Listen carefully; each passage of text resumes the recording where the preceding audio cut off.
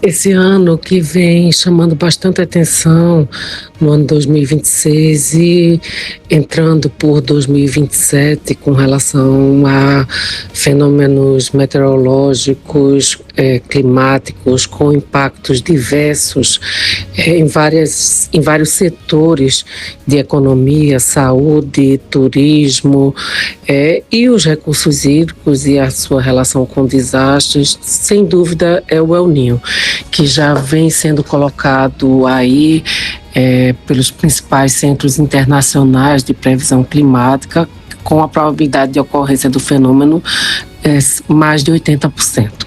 Então, de fato, pelo aquecimento do Pacífico Equatorial, o padrão de aquecimento já se configura anomalia, isso não é mais projeção.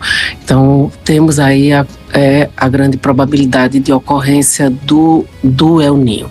O que ainda está se monitorando como o fenômeno vai ocorrer no Brasil, especialmente, né, e como pode afetar os possíveis impactos nos diferentes setores.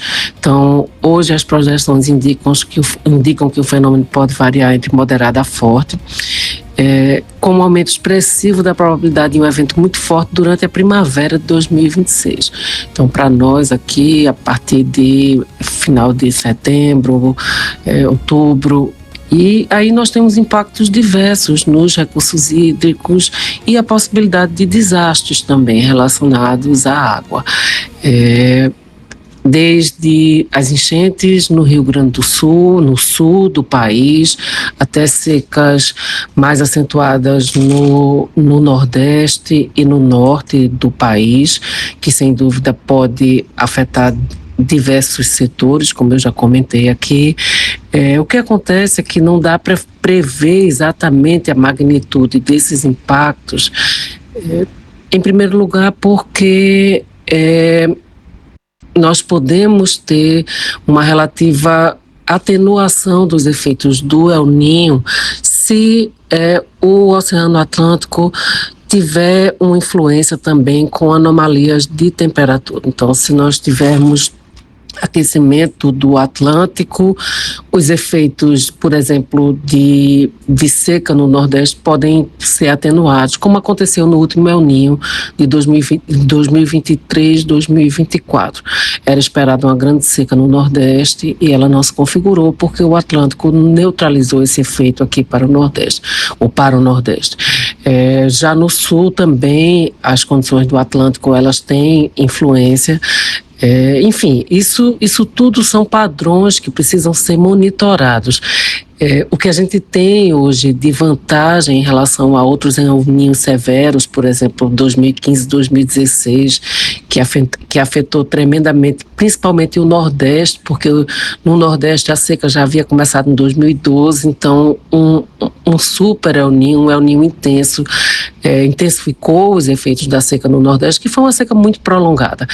Mas o que nós temos hoje em relação a esse El Niño 10 anos atrás, primeiro ferramentas muito mais modernas de previsão meteorológica, de previsão climática, que conseguem antecipar justamente esses prognósticos, e isso é um efeito positivo do ponto de vista de planejamento para atenuar os efeitos. É uma gestão de risco e não uma gestão de crise antes que os eventos estejam efetivamente instalados e nós tenhamos os desastres.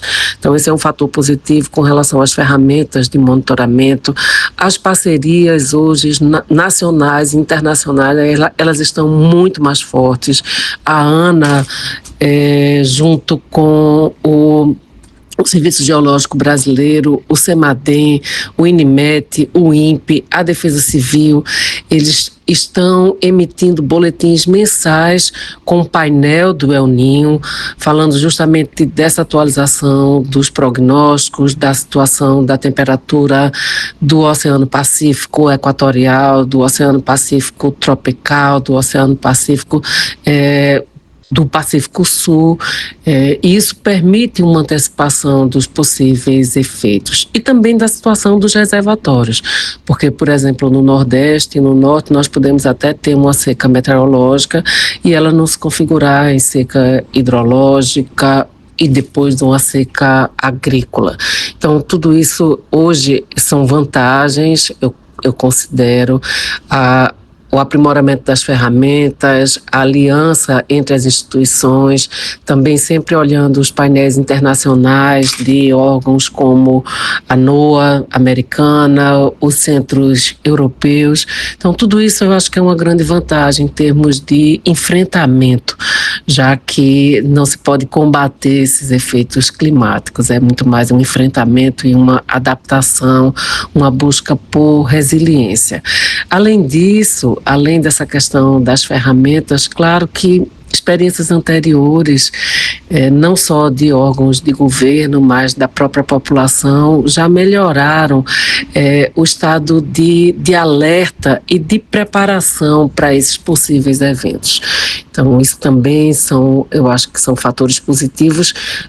Isso não quer dizer que nós não tenhamos grandes impactos com secas e com enchentes em diferentes regiões do país.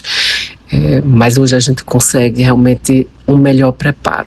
E acho que a nossa associação, a BR Hidro, ela tem um papel fundamental, cada vez mais destacado, inclusive pelos eventos recentes no próprio Rio Grande do Sul, em enfrentamento de secas no Nordeste, através das nossas CT de desastre, CT de águas urbanas, mas também das nossas regionais. Então, nós podemos sim dar grandes contribuições, como eu ressaltei aqui como uma das vantagens, principalmente em parceria com os nossos órgãos de governo que lidam com monitoramento climático, com a gestão de recursos hídricos, enfim, acho que é um momento que nós reforçamos a importância das alianças, das parcerias para esse enfrentamento, o aumento da resiliência e da capacidade de adaptação. Claro que com a questão das mudanças climáticas, esses efeitos eles já vêm, de certa forma, também sendo esperados, né? O aquecimento global, isso também é um outro fator que faz com que nós consigamos antecipar que nós podemos ter impactos potencialmente mais severos, mas acredito que estaremos melhor preparados.